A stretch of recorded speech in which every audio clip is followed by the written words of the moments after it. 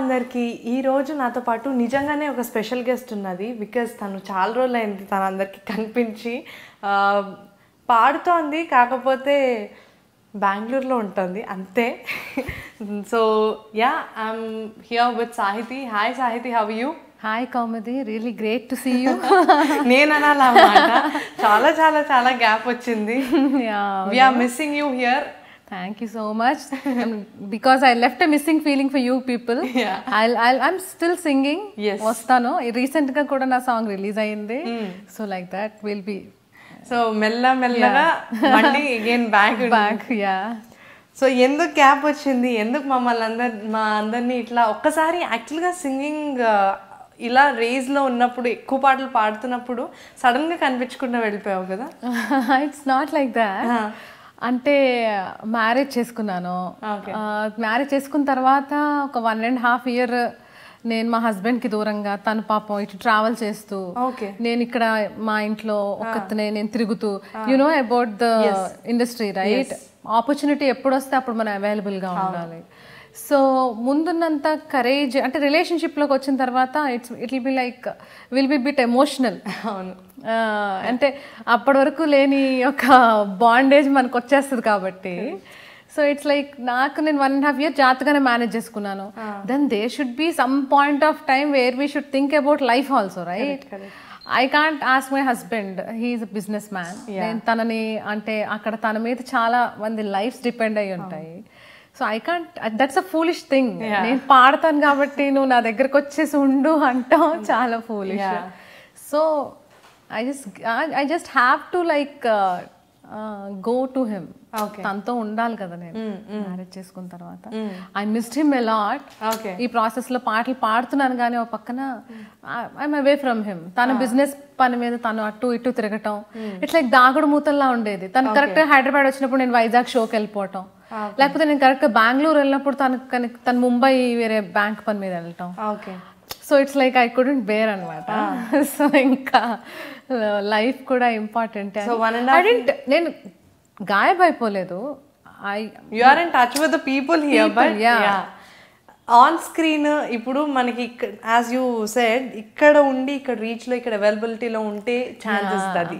Second thing, టీవీలో మనం కనిపించకపోయినా, మన పాట వినిపించకపోయినా ఇమ్మీడియట్ గా జనం అనుకునేది ఏంటంటే అయ్యో ఈ అమ్మాయి రావట్లేదు ఏంటి అనుకుంటారు. These two are the possible chances basic గా అనుకునేవి. సో 1.5 year ఇక్కడ అలా కష్టపడిన తర్వాత యూ డిసైడెడ్ దట్ నో, నేను పూర్తిగా వెళ్ళిపోవాలనుకోలే. 1.5 year తర్వాత ఐ గాట్ సూపర్ సింగర్ 8. అది 1.5 year నేను బెంగళూరు షిఫ్ట్ అయిన తర్వాత వచ్చిన ప్రాజెక్టే అది నాకు. సో నేను I use to travel for super singer 8. అంటే నేనే నా ఓన్ గా వచ్చి షూటింగ్స్ లో పార్టిసిపేట్ చేసి I use to go for rehearsals, I use to take care of everything. నేను వచ్చి చేసుకుని వెళ్ళాను సూపర్ సింగర్ 9 కూడా పాడాను నేను. That is the last series right. Super singer 9 is the last series. After that 10 didn't come. 9 వరకు నేను ఉన్నాను. తర్వాత కూడా ఈటీవీ షోస్ లో లైక్ ఈటీవీ 20 పిలుస్తుంటే నేను వచ్చి పాడుతున్నాను. That is there.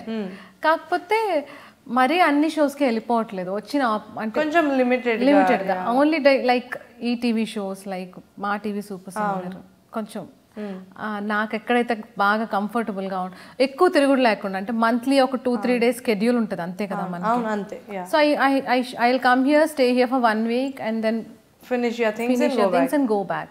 Okay, super. ఒక మంచి పాట పాడవా ఇప్పుడు మా కోసం?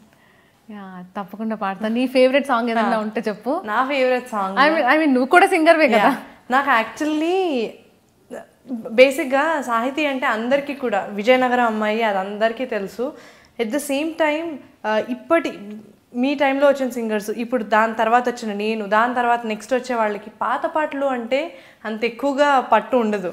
కానీ సాహితీకి పాత పాటల పైన చాలా పట్టు ఎక్కువ. అది అందరికీ తెలిసిందే అది కూడా. సో ఐ స్టిల్ రిమెంబర్ నువ్వు ఒక పాట పాడదాను, రేపల్లే వీచను, శారదా మూవీలో. ఆ పాటే ఒకసారి పాడవా, నాకు అది బాగా గుర్తుండిపోయింది. ష్యూర్.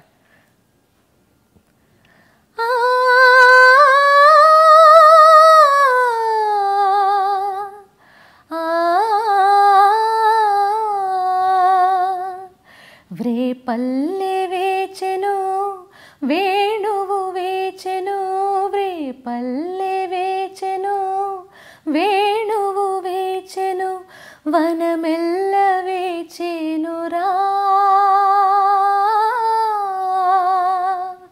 నీరాక కోసం నిలువెల్ల కనులై వేచింది రాధిక రావేలా రావేలా. నాకు ఇంకా అదే ఎప్పటిది గుర్తుంది. సో నాకు పాడుతుంటే అవన్నీ గుర్తొస్తున్నాయి సడన్గా. మేము వైజాగ్ ఏదో షోలో పాడేది, వైజాగ్ మనం కలిసి ఉన్నప్పుడు. అప్పుడు వేటూరు గారి షోలో పాడే, వేటూరు గారి షోలో శ్రీనారాయణ రెడ్డి గారు, సినారే గారు, అప్పుడు కలిసి పాడుతున్నప్పుడు అది ఇంకా గుర్తుంది నాకు. సో విజయనగరంలో మ్యూజిక్ స్టార్ట్ చేసావు కదా, అక్కడే బేసిక్ అక్కడే చదువుకున్నది, ఇంజనీరింగ్ అంతా విజయనగరం. అప్పుడు అంటే ఎలా ఉండేది? ఇప్పుడు మ్యూజిక్ అనేది ఎప్పుడు ఇంట్రడ్యూస్ అయింది నీకు? అంటే నేర్చుకోవాలి మ్యూజిక్ కాలేజ్కి వెళ్ళి? అంటే నేను కాలేజ్ కంటూ వెళ్ళలేదు, చిన్నప్పటి నుంచి ఇంట్రెస్ట్ అనమాట. పాడతా తీగ, బాలుగారు పాడతా తీగ మన చిన్నప్పుడు వచ్చేది చాలా చిన్న. నేను 4th క్లాస్లోనే 3rd క్లాస్లోనే ఉన్నప్పుడు ఉషా గారి సిరీస్ అనుకుంటా, ఉషా గారి సిరీస్ చూసేదాన్ని. చూస్తే మా మమ్మీతో చెప్పేదాన్ని అనమాట, నాకు అలా పాడాలి, నాకు అలా. కానీ నాకేం రాదు, ఇంట్లో ఉత్తినే. మా డాడీ టేప్ రికార్డర్ ఉండేది, డాడీ ఏమో క్యాసెట్లు తెచ్చేవారు, ఈ భారతీయుడు ఈ సినిమాలు అప్పుడు వచ్చేవి. అవి టేప్ రికార్డర్లో ఆన్ చేసుకుని మాయా మస్జింద్రా అని బాత్రూమ్ సింగర్ నేను అప్పుడంతా. నేను పాడతాను అని కూడా నాకు తెలియదు అనమాట. ఇంకా నేను ఇలా దాని గురించి అంత ప్యాషనెట్గా ఉంటుంటే 7th క్లాస్కి వచ్చాక సరే దీనికి ఇంట్రెస్ట్ ఉంది కదా అని మా అమ్మ ఏమో మ్యూజిక్ కాలేజ్లో జాయిన్ చేసింది, అక్కడ విజయనగరం మ్యూజిక్ కాలేజ్లో. బట్ నేను చాలా చిన్నదాన్ని, మా మదర్ వర్కింగ్, డాడీ ఏమో అప్పుడు నేను 7th లో ఉండేటప్పుడు ఏలూరులో జర్నలిస్ట్గా వర్క్ చేసేవారు డాడీ. అప్పుడు ఆంధ్రప్రభకు అనుకుంటా, ఆంధ్రప్రభకు చేసేవారు డాడీ రిపోర్టర్ కింద. సో ఇట్స్ లైక్ నన్ను అక్కడికి తీసుకెళ్ళి దించి తీసుకొచ్చే వాళ్ళు ఉండేవాళ్ళు కాదనమాట. అంత చిన్న వయసులోనే నేను ఆటో ఎక్కి ఒక 3 కిలోమీటర్స్ అంటే అప్పటికి ఊర్లో మనకి చాలా ఎక్కువ అని అర్థం అనమాట. స్కూల్కి వెళ్ళే ఏజ్లో ఒక్కదాన్ని ఆటో ఎక్కి వెళ్ళి వచ్చి మేనేజ్ చేస్తుండేదాన్ని. కరెక్ట్గా నేను జాయిన్ అయినప్పుడే టీచర్కి పెళ్ళయింది, ఆవిడ రావట్లా. 10 రోజులు వెళ్ళి కూర్చున్నాను, ఎంతకీ రావట్లేదు. సరే నా వల్ల నేను చాలా టైర్డ్. స్కూల్ నుంచి 3:30కి వచ్చి 4:30కి క్లాస్ అంటే సైకిల్ తొక్కుని వచ్చేదాన్ని ఇంటికి. స్కూల్ సైకిల్ వేసుకుని వెళ్ళి సైకిల్ మీద వచ్చేదాన్ని. స్కూల్ ఒక 3 కిలోమీటర్స్ అనమాట. స్కూల్ నుంచి రాగానే మళ్ళీ అటు వెళ్ళి మళ్ళీ నేను ఊర్లోంచి ఇంటికి వచ్చేసరికి 7:30 అయ్యేది. చాలా హెక్టిక్ అయిపోయి ఇంకా నేను ఆపేసాను అప్పుడు. తర్వాత 8th క్లాస్ నుంచి ఇంకా స్టడీస్ 10th క్లాస్కి ప్రిపేర్ అవ్వటం ఇదంతా ఇంకా అలా ఉండేది. కానీ 6th లో నేను ఏలూరులో చదువుకున్నాను. ఇంట్లో తెలియకుండా కాంపిటీషన్లకి వెళ్ళటం, అవునా, ఇలా చేస్తుండేదాన్ని. కాంపిటీషన్స్ లో ఏం పడేదాన్ని అప్పుడు? మరి నీకు విషయం తెలుసు, చాలా ఫన్నీ థింగ్ చెప్తా. డాడీ అప్పుడు రిపోర్టర్ కదా, అప్పుడు తెలుగుదేశం పార్టీ ఉండేది, అప్పుడు ఎన్టీఆర్ గారు ఉన్నారు మనకి. సో జన్మభూమి, శ్రమదానం అనేవి చాలా ప్రామినెంట్ గా ఉండేవి. వందే మాత్రం శ్రీనివాస్ గారు అప్పుడు చాలా మంచి పాటలు చేసేవారు పార్టీస్ కి, జన్మభూమి శ్రమదానం మీద. అయితే డాడీ ఆ క్యాసెట్స్ ఇంటికి పట్టుకొచ్చేవారు. ఆయనకి ఏదో ప్రెస్ మీట్కి వెళ్తే ఆయనకి ఇస్తుండేవారు. ఆ క్యాసెట్ పెట్టుకుని నేసేదాన్ని, ఆ పాటలు కాంపిటీషన్స్ పాడేదాన్ని. అలానే ప్రైజ్లు వచ్చేవి నాకు.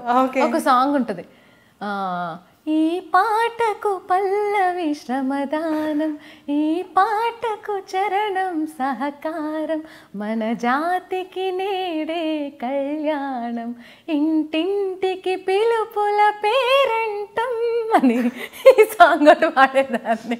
ఇంకోటి తరలుదాము రండి మనం జన్మభూమికి, ఇదొకటి పాడేదాన్ని.